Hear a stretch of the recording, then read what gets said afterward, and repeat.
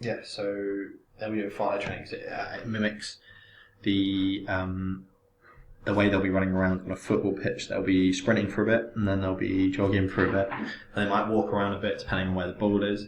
So this is going to be very specific for them and going into their pre-season and into the actual football season. So I thought this would be the best way possible for them to work on their cardiovascular endurance. It's also going to work on weight loss, and then ultimately going to help with the definition of their muscles, because with less fat around them, they're going to become more defined. So that makes it very specific to the performer and their goals.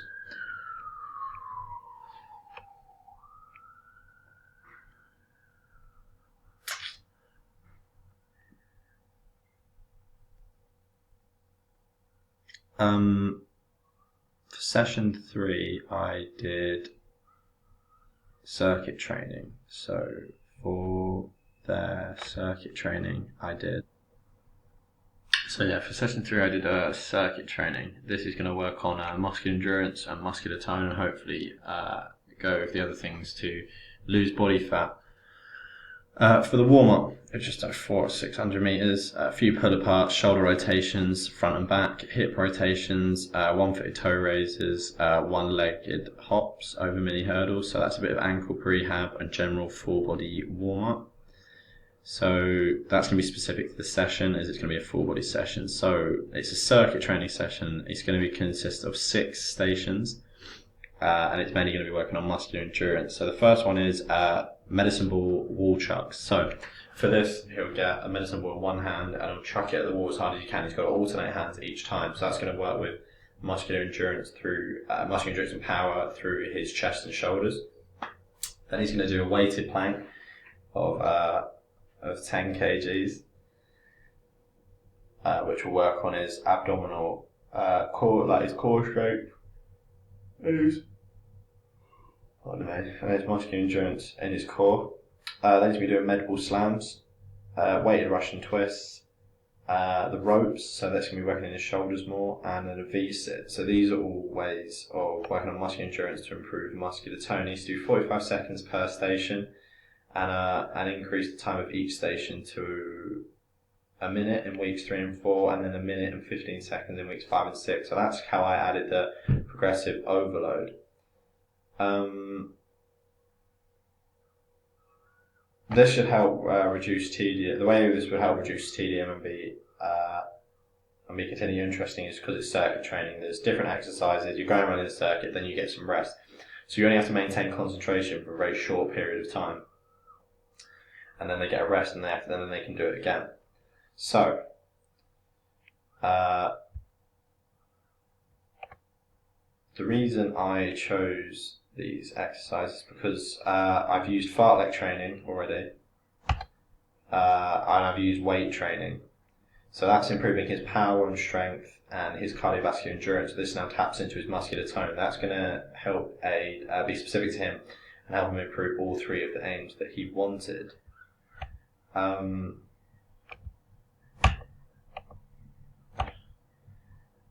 way I designed my plan around the sport and fit principle is by making them specific to their needs and preferences.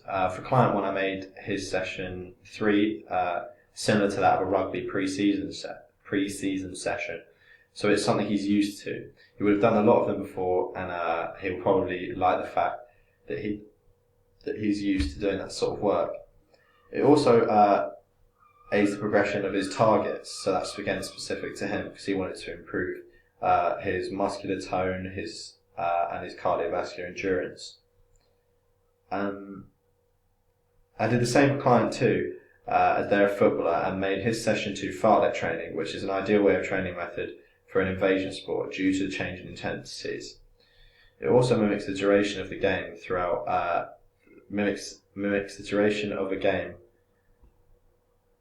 through fatigued sprinting. So towards the end of the game, when he has to go on a sprint, he's going to be very tired after running around for 70, 80, 90 minutes. And after do a sprint, fartlek is going to mimic this, because after he's done about 4 laps and he has to do that another sprint, he's going to be very tired already, and it's going to feed directly into his football. I progressed client 1 through frequency of sessions, which I felt appropriate this is how like this tied into like the overload as well, because I effectively reduced the recovery times by adding in more sessions, so becoming more frequent. I didn't really want to increase the intensity so much of the sessions due to the injury on his knee, due to the surgery.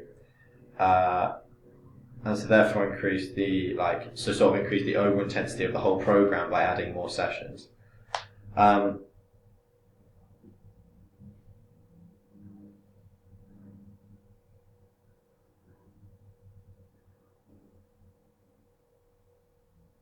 The overload, also overload for client 1 is done naturally due to the 70% heart rate. So in session 1, when he's doing the cycling, having to keep 70% of his heart rate, having to keep 70% of his heart rate, it's still going to improve his cardiovascular endurance no matter how fit he gets. He has to keep 70% of his max heart rate. His max heart rate isn't really going to change. Also through the sprint, so sprinting is maximal. And so by sprinting more, the fitter he gets or the faster he gets, he's still going to have to sprint. It's a maximal thing. So that's also going to then tap straight into his cardiovascular endurance. So that overload is going to be continuous as his own fitness improves. Client 2, the progressive overload is done through added reps and sets. He didn't really have a very flexible timetable, so I couldn't increase the frequency of his sessions.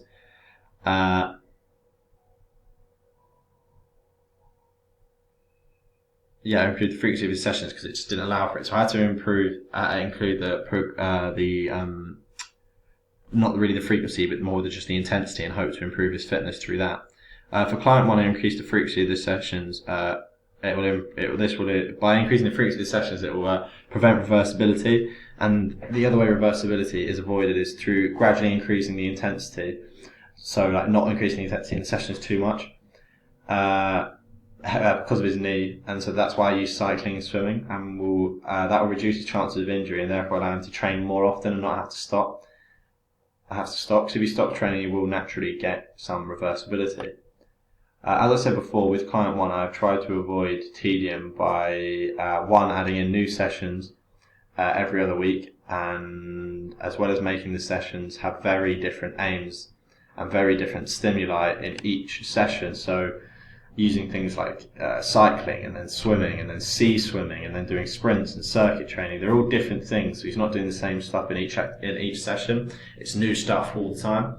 Admittedly, cycling and swimming is relatively boring, but because it's very continuous, it's very monotonous, there isn't a lot for him to do, but that's only 2 out of the 5 sessions that he'll be doing. Also, the cycling session, he has to constantly monitor his heart rate and keep it at that level. So that's going to give him something to do and focus on. This is going to prevent tedium for him massively. For client 2, I've prevented tedium by making the session difficult on purpose. By focusing on the constant increase in intensity, the session won't become easy and boring, so it won't become samey. He'll constantly be interested and focused on actually getting these reps out, so it's not going to become boring. For client 2 as well, I've avoided tedium by using circuit training and using a varied of activities and sessions, using different warm-ups as well, and using different focuses. So like I said before, he'd be doing weight training, then fartlek training, then circuit training. Also, the sessions for client 2 are really well-rounded and eventually hit his whole body. This is for both clients. They're going to be working on their entire body throughout the combination of all their sessions, which won't just improve muscular endurance in one area, it's going to improve muscular endurance everywhere.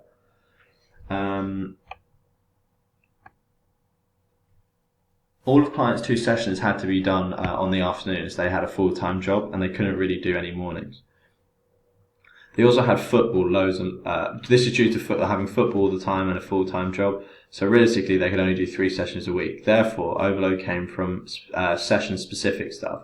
Also, by having the fartlek training, they will be training for the season ahead and will be in shape for pre-season and the start of the season.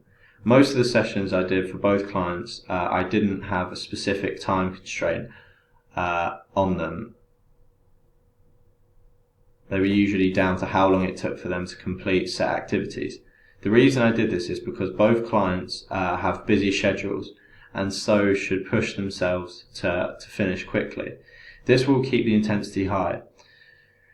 This tricks them into working harder and keeps them motivated. The frequency of the session was only increased with client 1 as this suited their injury and their timetable, as client 2 had a jam timetable and couldn't increase the frequency of training.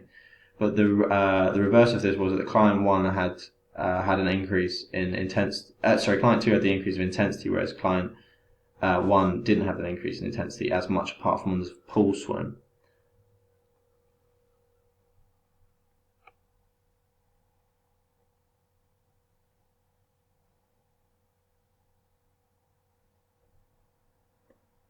Moving on to the review of my fitness session. So this is an overview of my fitness session, as that's my detailed plan.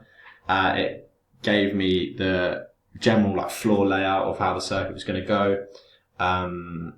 As you can see, it's a circuit here on the left. It shows you the circuit, the timings and the rest periods are here, all the equipment that's possibly needed, the general aims about the session, objectives, the hook, and all the individual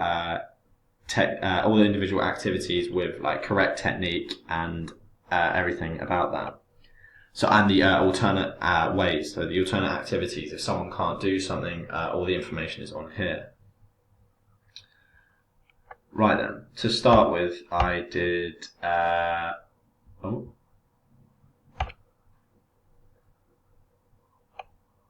use circuit training because of through the PARQs I gave out to the class. The majority of people wanted to improve their muscular endurance, and so I thought the best way to do this was circuit training. It also helped to prevent tedium for the class, and it helped them keep motivated. There were loads of in-depth questions on the PARQ, so I wanted to know knowledge about their health histories, any injuries, anything that's going to prevent them from taking part, if they have any previous experience in sporting activities, and how comfortable they are doing certain sessions.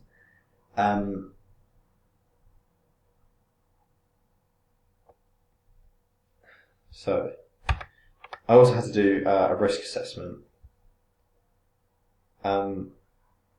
In this risk assessment, so my session was a pretty risky session because of the use of lots of weights.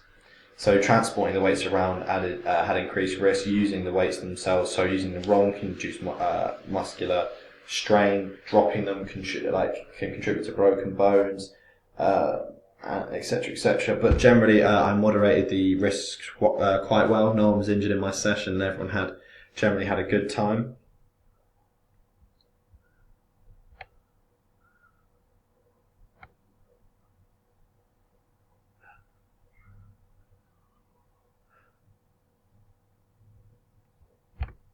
So moving on to the positives and negatives of my session. So the positives, I thought I had good rapport, I had good quality of the session, good alternative exercises. So for example, I had a varied range of weights that they could do. For push-ups, there was an option of knee push-ups or weighted push-ups. Lunges, there was a variety of weights. You could use 1 heavy dumbbell, 2 smaller dumbbells, 2 heavy dumbbells, depending on what they were, depending on what you wanted to do. And I had really good enthusiasm. I really thought that when I was leading the session, that I was really enthusiastic and really encouraging to the students. My negative points were my progressions. There wasn't really much of aggression through my circuit. Things generally didn't get harder. It was the same session. It was the same circuit that they had to complete 3 times. So, and I gave them more rest. So if anything, there wasn't progressive overload. It was more the opposite. They had more rest time between each set. And also my review. My review wasn't too good. I did a very informal review, but I did get some useful information from it. Another negative to my point was that I didn't really. Me personally, I motivated the class, but my hook was to have music going on in the background, and the clients themselves could put on their own music, which which people didn't do. They didn't opt for this, and so then there was just no music at all. I didn't really adapt to this at all. The reason my rapport was good was because whilst the session was going on,